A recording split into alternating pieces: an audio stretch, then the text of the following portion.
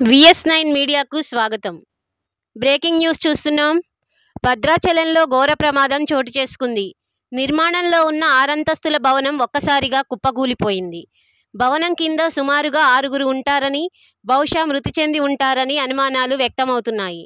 పాత భవనం పైన మరొక 4 అంతస్తుల నిర్మాణం చేపట్టారు.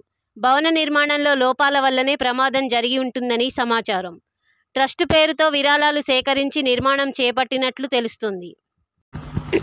భద్రాచల రామాలయ సమీపంలోని సూపర్ బజార్ సెంటర్కు అతి చేరువలో నిర్మించిన ఈ భవనం నిబంధనలకు విరుద్ధంగా ఉందని, ఈ భవనాన్ని నాసిరకమైన పిల్లర్లతో నిర్మాణం చేపట్టారని, దీనిపై ఐటీడీఏ ప్రాజెక్టు అధికారికి ఫిర్యాదులు రావడంతో భవనాన్ని కూల్చివేయమని ఆదేశాలు పంచాయతీ శాఖకు ఇచ్చినా అధికారులు నిర్లక్ష్యం చేయడంతోనే ఈ ప్రమాదం జరిగి విషాదం చోటు చేసుకుందని పలువురు ఆరోపిస్తున్నారు.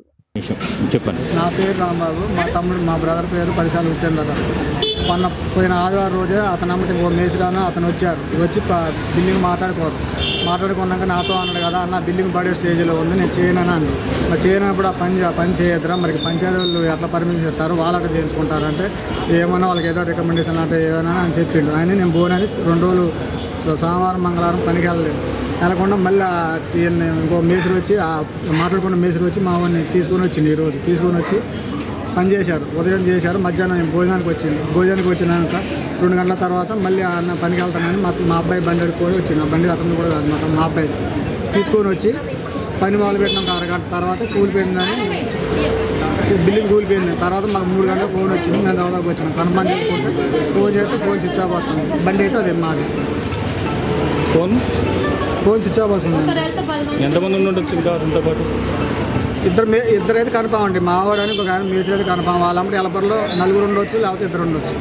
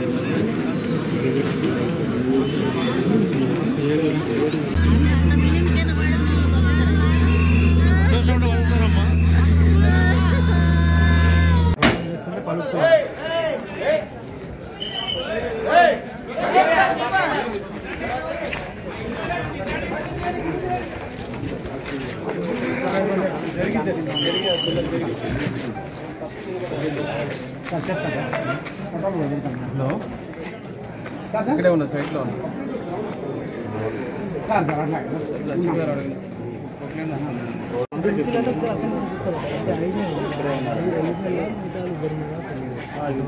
బయటకు వస్తే ఉంటారు కదా బయట.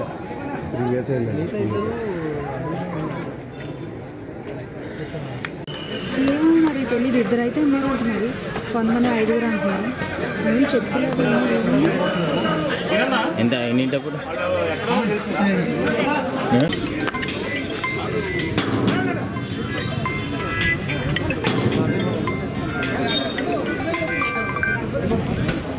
రాము స్పాట్లోనే ఉన్నా.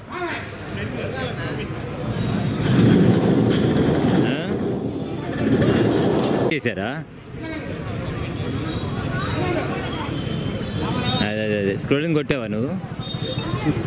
సరే నేను పెడతాను ఇక్కడే ఉన్నా. అదే ఓకే.